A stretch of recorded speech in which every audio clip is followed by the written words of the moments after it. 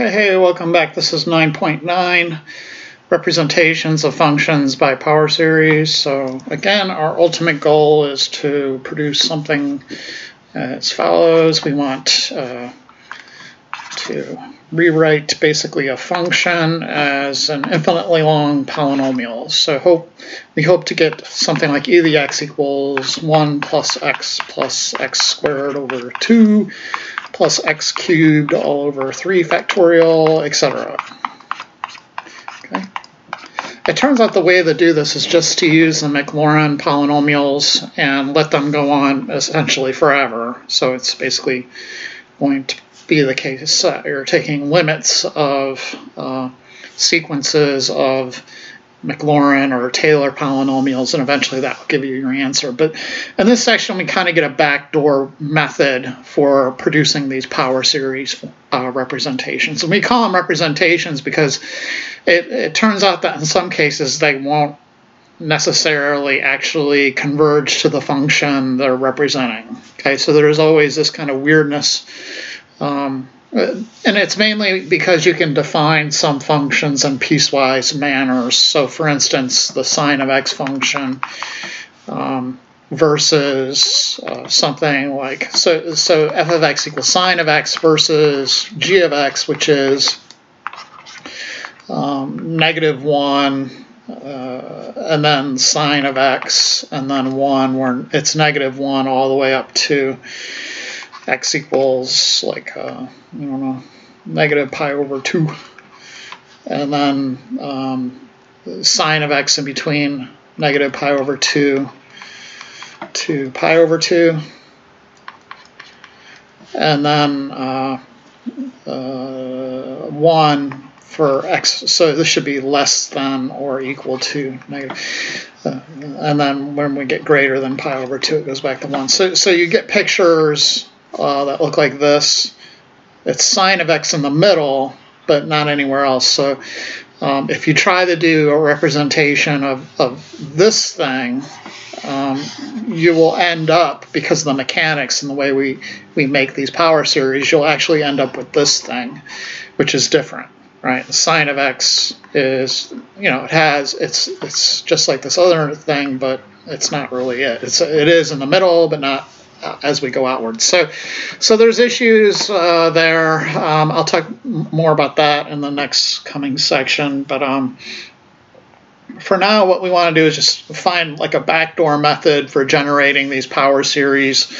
And then ultimately we'll kind of show that if you would use the Maclaurin series construction, or the way you construct the Maclaurin polynomials, that turns out to be the way you want to construct these power series. And it's really the only way to do it. Okay, but right now we'll give you kind of a backdoor method for doing this.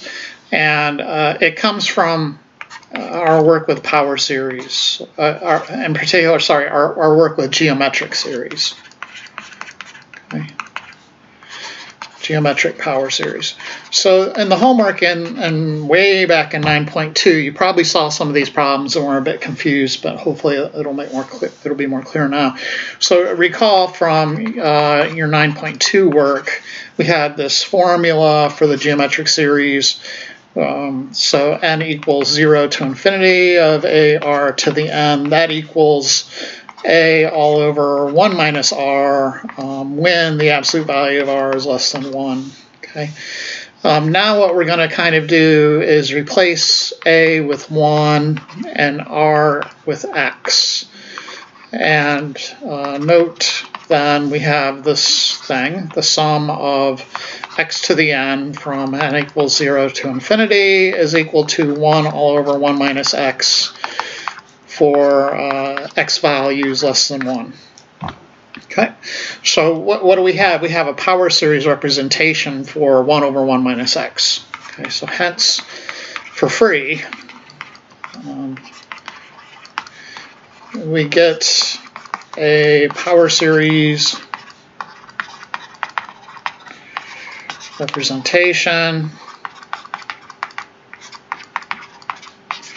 for f of x equals 1 all over 1 minus x. But of course there's restrictions here, so it's not the best thing to have, because all your x values have to be less than 1. And on top of that, it's bad too. So anyways, so note the power series representation for 1 over 1 minus x is going to be using the summation formula above, just 1 plus x squared plus x cubed plus x to the 4th plus dot dot dot. So it's a bit silly at this point, because you would never use that power series instead of just using f of x as 1 over x. I mean, you could evaluate, for example, f of 1/2 a lot quicker than you could evaluate the summation, right? So f of 1/2 would be 1 all over 1 minus 1/2, which of course is 1 over 1/2, which is 2. You would never evaluate f of 1/2 by going 1 plus 1/2 plus 1/2 squared, etc. But these two are actually the same things. Okay? These are the same. So it's a bit silly at first, but what we're going to see is eventually it'll go somewhere, and we'll be able to actually then get some nice representations for these, for the natural log in particular, okay, from this stuff. Okay. So let's take a look at just building these things. So some examples from the book. So they want you to build a representation for 1 over 1 minus 3x, and they want it centered at 0. So it's mainly just a substitution into our template at this point. So note, before we have 1 all over 1 minus just x is equal to the sum of x to the n from n equals 0 to infinity for absolute value x is less than 1.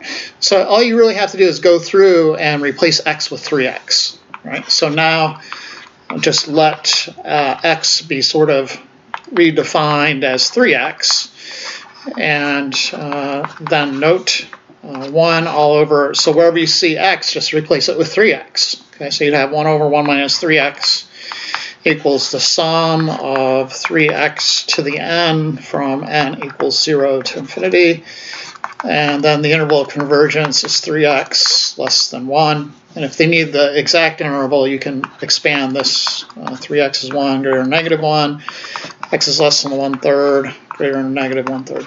Okay, you don't have to worry about endpoints in these problems. Turns out it's the way we've constructed this thingamajig here back in chapter 9.2. We've already dealt with that issue. It's kind of coded into it already. If you want to go back and kind of look at the way we developed this this overall formula, and you'll note at the endpoints we kind of already have done that issue. Okay, it's already embedded in the proof of this statement. Okay, let's look at another one. So something more complicated. This one's a video quiz, by the way. Let's just get that out of the way. So video quiz, video quiz, video quiz, video quiz. This will be in homework section, video quiz homeworks number 8. This is the first question in there. Okay. All right, so we want the power series representation and the interval of convergence for 3 all over 3x plus 4. It's centered at 0.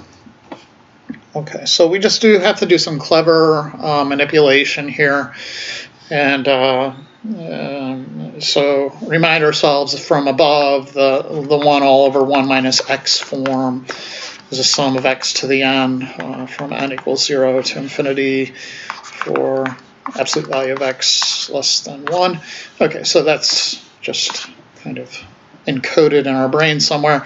We want to somehow rewrite 3 over 3x plus 4 as 1 all over 1 minus something. Okay, and you could always have a constant times that. So first let's just do the commutative rule for addition to rewrite the denominator to look a little nicer. Get that x at the as the second term. Then I'm going to factor out a 4 from the denominator. So that'll give me a 1 in that first position. So I'll have 1 plus 3/4 x. Okay, looking a lot better now. I can factor 3/4 to the front. That'll be like your a value if you want to think of it that way. And then you have 1 all over 1 plus 3/4 x. I'm still not done because the original sort of template has a minus in between the 1 and the x. It has to be 1 minus x. So lastly then I'll rewrite this as 3/4 times 1 all over 1 minus negative 3/4 x. And then our substitution is going to be negative 3/4 x. So in the original template we're letting x be rewritten as negative 3/4 x. Okay, and then we'll just kind of tack the 3/4 in there. So we'll have, and you could factor it out probably if you wanted to, but let me just rewrite it. So this is kind of in parentheses. That 3 over 3x plus 4 will equal the sum of the 3/4 thing that's out in front. And then times, now replace x in this original summation for a geometric series. Replace that with negative 3/4 x to the n. And we're going from n equals 0 to infinity. Okay. You then can get your interval of convergence. You're just taking negative 3/4 x and plopping it in the absolute values, placing it less than 1. You can, the absolute value of negative 3/4 x is the same as the absolute value of 3/4 x, believe it or not. So you can expand the thing by just putting 3/4 x less than 1 greater than negative 1, and then multiply all three sides by 4/3. And you get your interval of convergence. I'm not sure how the software wants it, but you can rewrite your formula for the terms of the series using a bit of clever exponent work. So 3/4 is the same as 3/4 to the 1, from n equals 0 to infinity.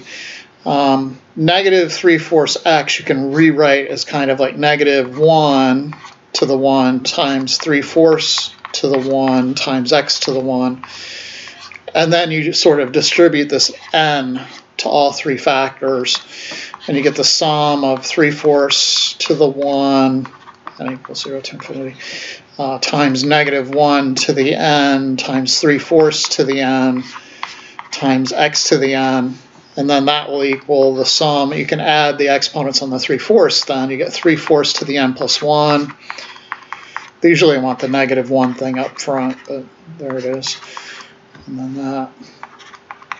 Okay, so just a different way of writing it. I don't know if they really require that in the software, but on a test I'd be fine if you just left it right here. Okay. And then gave me the interval of convergence. Okay, okay, so that's the video quiz question. Right. So if c does not equal 0, so in these past two examples, the center of the function was kind of supposed to be 0. So now we're going to suppose c is not 0. In those cases, we'll have f of x kind of being written as 1 minus, and then you replace x with x minus c. Okay. And in the summation notation, then replacing x with x minus c, you get x minus c to the n, and that will be true for absolute value of x minus c less than 1. Okay. Okay, so let's look at one of those characters where we're doing a bit of algebraic manipulation. So I have g of x equals 5 all over 2x minus 3, and we want to center this character at negative 3. Okay, so here we go. And this is probably a bit odd for most people to see this. I hope you can stomach it. Anyways, what I'm going to do first is rewrite the denominator with the x term second in order. I should do that via the commutative law of addition. So negative 3 plus 2x. And then I'm going to replace x with kind of x minus c. So x minus negative 3 will be x plus 3. And that's what I do. So negative 3 plus 2 times x minus negative 3 will be x plus 3. And if you add in that 3 in there, you've really added in 6. So you have to immediately subtract 6. And I'm going to rewrite it again, so it's just, something minus some variable part. So what do we have? Negative 9 plus 2 times x plus 3. Then I'm going to, I need a 1 in that leading position, so I'm going to factor out a negative 9 from the denominator. So I'll have negative 9 times 1 minus 2 ninths times x plus 3. Okay. And of course you could rewrite that negative 5 ninths in front, and then this thing looks familiar, 1 minus 2 ninths times x plus 3. So in your kind of substitution, you're letting x be redefined as, it's just 2/3 times x plus 3. Okay.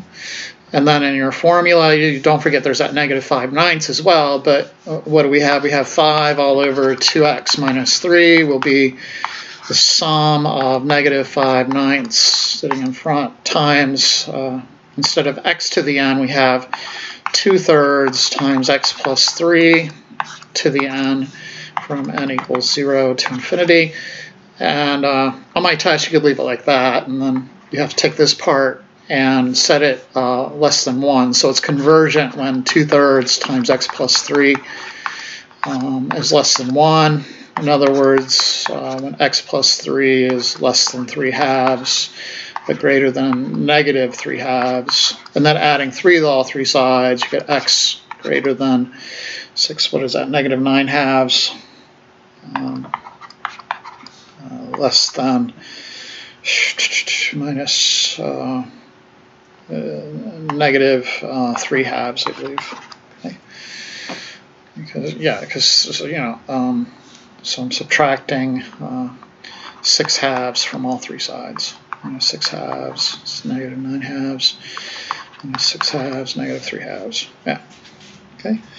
Okay, so what we're doing then is we kind of started out with this one formula that we got from the geometric series back in 9.2. And what we're able to do is produce power series representations for a whole bunch of different kinds of formulas. So you can do these substitutions, get a power series for this guy, get a power series, even if it's centered in a weird way, get those power series. What are basically the operations you could do in order to make new power series representations? Okay, so I'll just call this making new power series from old. And you do have to be a little careful because oftentimes these procedures are not, it's not as clear what the new interval of convergence will be. So oftentimes when you're doing these kind of operations, you got to be a little more careful about the interval of convergence than I was in these examples. Okay, those were kind of already done for us. In general, it's not going to be so easy. So first off are kind of simple operations. So let me just sort of note here, we still kind of have to worry about the interval of convergence. So these may change the interval of convergence. I'll just write IOC. Okay.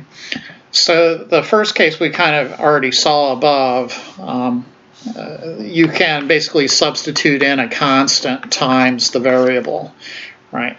So if you're originally given, so let's say simple operations on something like f of x equals the sum of a sub n times x to the n, and we might need one more, the sum of b sub n times x to the n. So if you plug in k times x, which we've kind of already done back up here with power series, you'll just end up with a sum of a sub n times kx to the n. And you can work accordingly from that point, depending on what kind of series you're originally working with. You can also kind of raise exponents without too much trouble. So this would result in a sub n times x to the capital N raised to the nth. Okay. Sorry. I guess I'm done with my office hours. The third kind we haven't seen yet. You can actually add and subtract these things together and make new series. So you could basically say something like f of x plus or minus g of x is equal to this new series a sub n plus or minus b sub n times x to the n. Okay, so let's take a look at this third example and see how that works. So we're trying to find a power series representation for this thing, 2 all over 1 minus x squared. C is 0. Okay, so one way you can do it clearly is just by a substitution. So you can say, well, this is, 2 times let x be x squared, so you get x squared to the n from n equals 0 to infinity, and that'll be the series 2x to the 2n from n equals 0 to infinity. The power series, when you're doing this, it gets a little bit more worrisome, but basically you can get away with it here. X squared, the absolute value has to be less than 1. In other words, x squared has to be less than 1. And that happens if, you can look graphically, where does that happen? Where is that parabola less than y equals 1? Well, that's going to happen from x is negative 1 to x is positive 1. So you're just going to get the same interval of convergence as you get with the original geometric series. But let's produce this series using that third method. Okay, so you may not have seen that method clearly.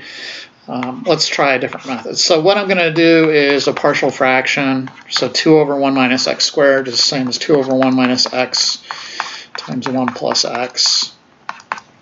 And then I can do partial fractions, right? So 2 times 1 plus x equals a over 1 minus x plus b over 1 plus x. And then you can multiply through.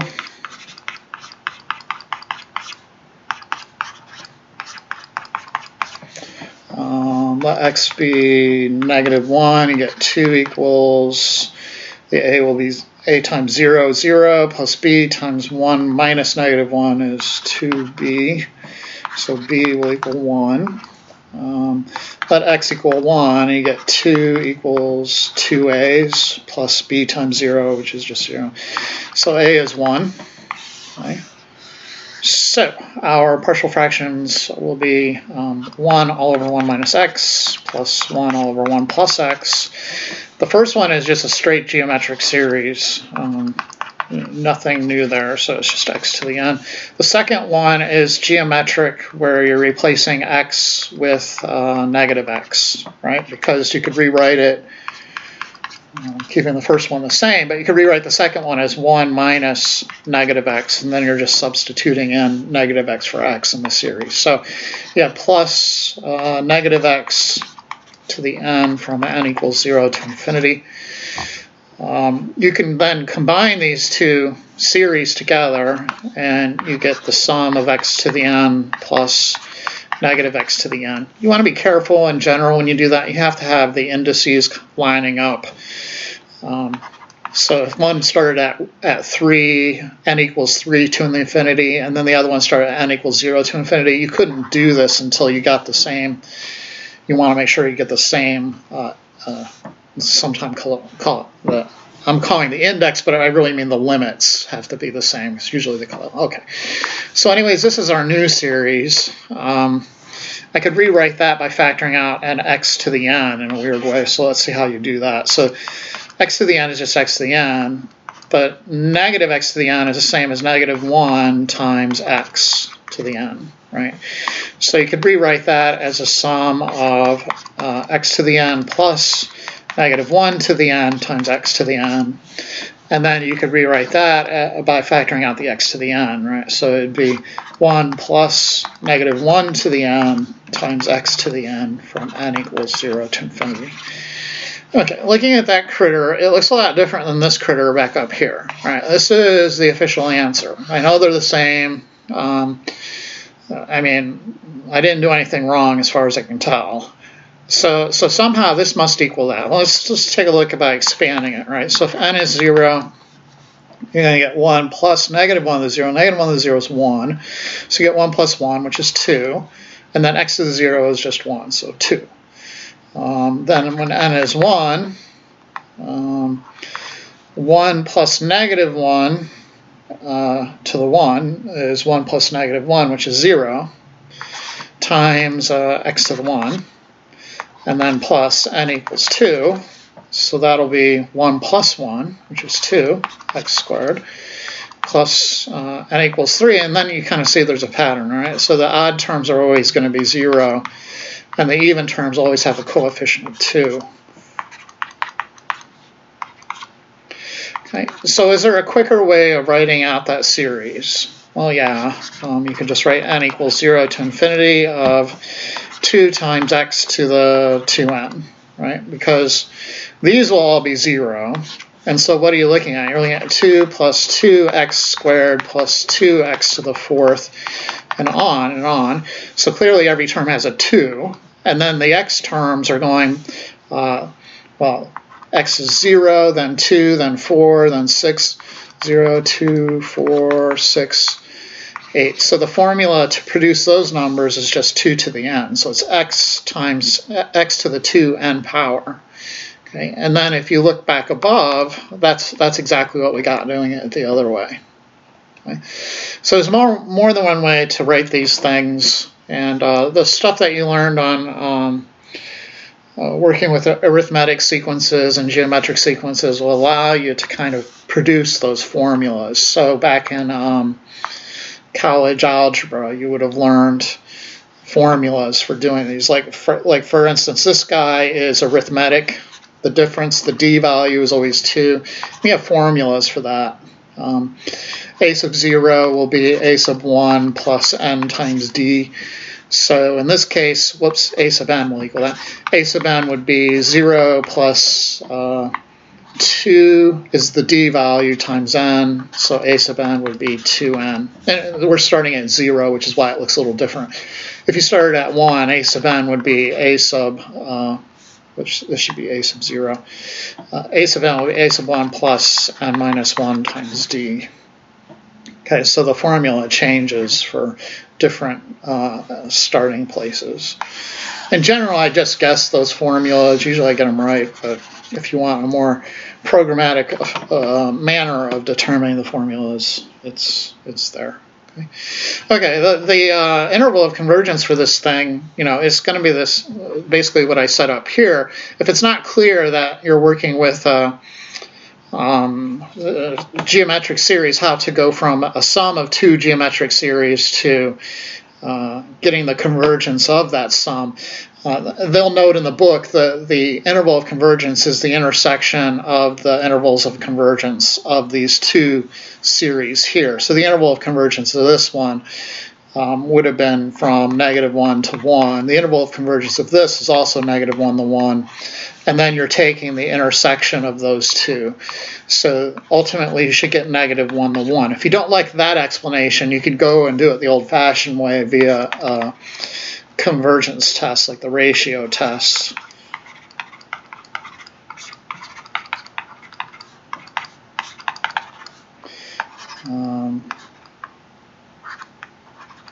And the x's would cancel, and then that would equal just x squared. You want to find where that's just less than 1, strictly less than 1. And that would happen when x is in between 1 and -1. Of course, these are all in absolute values, but it's x squared, so it doesn't really matter. You don't need the absolute values. But if you're a purist, there you go.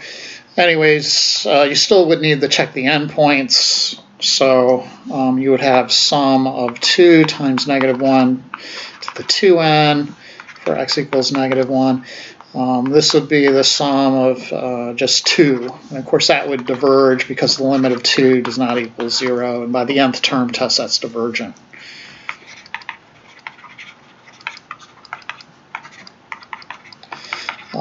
Then you would do the same thing for x equals 1. So that would just be 2 as well. Again, the limit of 2 does not equal 0, so it's divergent by the nth term test. Okay, so the point is being you got to be careful when you're doing these other kinds of operations that you don't accidentally screw up the interval of convergence or divergence. So I mean, generally you just kind of throw it to the wind, but definitely it is an issue. Okay. Anyways, that's the kind of simple, kind of algebra substitutions and stuff you can do. The other thing you could do again is integration and differentiation. Okay, so integration and differentiation. We saw this before already in the section on power series, and essentially it won't affect the interval. Sorry, it won't affect the radius, but it might affect the interval, right? So the endpoints of the interval may change if you apply differentiation and integration. Okay, so for example, let's say we're trying to find the power series representation for -1 all over x plus 1 squared.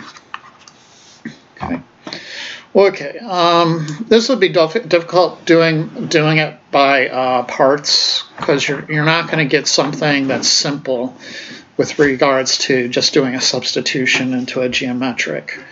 Okay, but you can note the following. You can note that f of x, as it's sitting there, is really just the derivative of something which is familiar, 1 over x plus 1, which is basically, so what I'm saying is f of x is equal to the derivative of 1 over x plus 1, which is equal to the derivative of the sum from n equals 0 to infinity of negative x to the n, right? Because you're just doing a substitution where this is 1 all over 1 minus negative x. You're doing a substitution into a geometric where x is being redefined as negative x.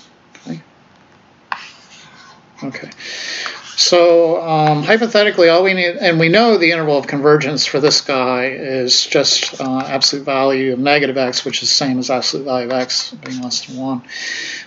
So anyways, to get this thing, we just take the derivative of the series. So you generally have to be a little careful when you do this process. If you're just working with the sums, the lower limit changes sometimes, right? So we don't know that, what I just put that box there. But other than that, you can kind of just, let's rewrite this as well. So negative x to the n is same as -1 times x raised to the n, which is -1 to the n, x to the n. And then we can take the derivative of that, right? And you need not worry about the -1 to the n part. But the derivative of x to the n, you bring down the n, and then you have x to the n minus 1. Okay? And then I kind of need this thing rewritten, negative x to the n, so I can figure out my lower limit in my new expression, right? So what is this thing? If I put in 0, I get 1. If I put in 1, I get negative x plus x squared minus x cubed plus dot dot dot. And then if I take the derivative term by term, I'll get 0 minus 1 plus 2x minus 3x squared plus dot dot dot. So it looks like my formula is starting not at 0, but at 1. Right, so if I put in 1, I'll get -1 times x to the 0, which is just -1. Okay, and then if I put in 2, -1 squared is positive, then I'll have 2x to the 2 minus 1, which is 2x to the 1. So it seems to work. Okay, and then you may have to worry about the endpoints for convergence. And you could just use one of your convergence tests. So this would be for -1. Let's look at that. You get -1 to the n times -1 to the n minus 1, which is equal to the sum. -1, you can add the exponents on the -1 base. So you get -1 to the n plus n minus 1, which is -1 to the 2n minus 1 times n. You can break that exponent up in the -1 to the 2n, which would just end up being +1 times -1 to the -1. which will be 1 over negative 1, which is negative 1. So ultimately you have the sum of negative n. And then you could do the nth term test for divergence. So note the limit as n goes to infinity of negative n is equal to negative infinity, which is not equal to 0, so it's divergent by your nth term test. Then on the other hand, you can go look at this negative 1 to the n, so x equals 1, right? Times n times 1 to the n minus 1 is just 1, so we need not worry about that. On this guy, you can also do an nth term test for divergence. So note the limit as n goes to infinity of negative 1 to the n times n. That thing kind of goes to two different places, right? The even terms will go to infinity and the odd terms will go to negative infinity. In either direction, your limit does not exist. Okay, so overall, the limit does not exist.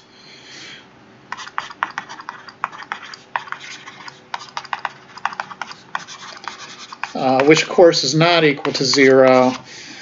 In other words, the series diverges.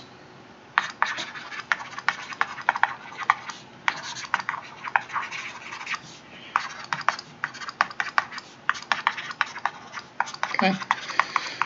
Okay, great. So yeah, the interval is just going to be from negative 1 to 1, the interval of convergence. Okay. All right. So great, dandy. Is there anything that is? Yeah. So we can now, using integration and differentiation, back engineer some pretty powerful formulas, especially in this example here, because we can note that. What is this integral? From 0 to x of 1 all over t plus 1 dt. It's the integral of a geometric. This thing right here is just a geometric with x being negative t, because you could rewrite it, right? 0 to x of 1 all over 1 minus negative t dt. And then it's just a matter of substitution, negative t to the n from n equals 0 to infinity dt. Great. So we're going to be able to pull this off. Okay. So what? Well, it's going to give you a power series representation for the natural log. So in particular, if you were to go ahead and integrate this thing, let's integrate on this formula rather than the second formula. So if I were to do that, you could do a u sub. It's not necessary, but you'd end up getting ln of absolute value of t plus 1. Evaluated from 0 to x, and that would equal the ln of the absolute value of x plus 1 minus the ln of 1, which is 0. So this gives you a formula for the ln of the absolute value of x plus 1. Okay, so that's awesome. This is awesome. Finally, we have a power series representation of something that we would want. Okay, in these other cases, I can't imagine using a power series in place of negative 1 over x plus 1 squared. I have no idea why you would do that. Maybe it has something to do with computer science. I don't know. Okay, but this one, yeah, I could see that happening. So let's go through it and kind of deal with it, right? So if you do this substitution with the geometric, what are we getting here? Let's rewrite it a little bit. It's the sum of negative 1 to the n times t to the n from n equals 0 to infinity dt. And of course, we still have these limits from 0 to x on the integral. Okay. I'm going to go ahead and just expand it and then rewrite it. Okay, so this will be the integral of plugging in 0, I get 1. Plugging in 1, I get minus t plus t squared minus t cubed plus t to the 4th plus minus dot dot dot dt. Okay. Integrate term by term, I get t minus t squared over 2 plus t cubed over 3 minus t to the 4th over 4, etc. And have to evaluate this thing from 0 to x. Putting in x, you just replace the t's with x's.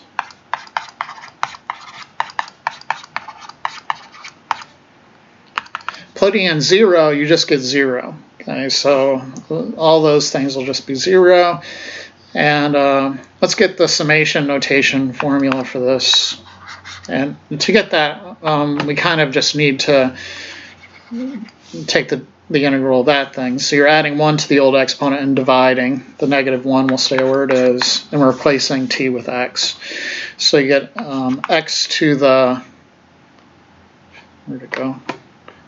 X to the n plus 1 all over n plus 1. Negative 1 to the n plus 1 all over n plus 1. So you just integrate x to the n. Okay, and it's going from n equals something to infinity. I think it's 0. Yeah. Okay. And I kind of need that formula because that's going to allow me to do my get my interval of convergence and that sort of stuff if I need it. Anyways, the original series is that geometric, so we know its convergence, the convergence of this guy right here is from -1 to 1, right? So -1 less than t less than 1. So this last guy will have the same sort of radius. So it's good in between -1 and 1, but then you have to worry about the endpoints. So looking at the endpoints, let's look at -1 first. What do we have? The sum of -1 to the n times -1 to the n plus 1 all over n plus 1. That'll be the sum of -1 to the n plus 1, which is -1 to the 2n plus 1, which we could write as -1 to the 2n times -1 to the 1. This first part will just end up being 1. Okay, well, why is that? It's because it's -1 to the 2n is the same as -1 squared to the n, which is just 1 to the n. 1 to any power is 1. Okay, so that part is just 1. So you're left with the sum of -1 all over n plus 1. And we went from 0 to infinity.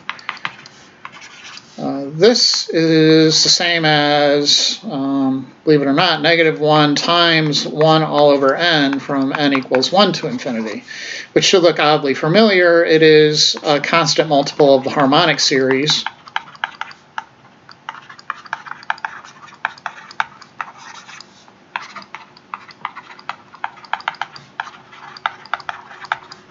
And of course, that will be divergent. Okay, let's try -1, or sorry, +1 now. So get the series -1 to the n times 1 to the n plus 1. 1 to any power is 1, so I'm just going to write -1 to the n. Then this is an alternating series, so trying the alternating series test, a note. First, the limit of 1 all over n plus 1 is certainly equal to 0. And then secondly, I'll do the ratio test. N plus 1 is n plus 2 all over 1 all over n plus 1. That'll be n plus 1 over n plus 2. And that certainly is less than 1. So therefore, by the alternating series test here, this is convergent. Okay. So we get a nice power series representation for the natural log on the interval from not including -1, but then all the way up to 1. Okay. So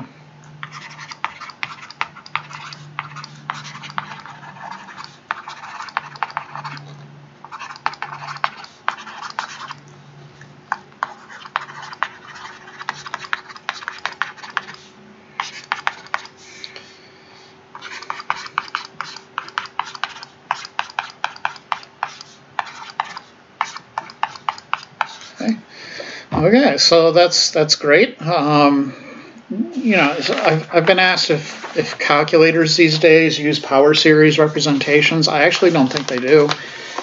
They use something that was developed along in World War II when they were trying to figure out like bombing things, like trying to figure out targeting with bombing.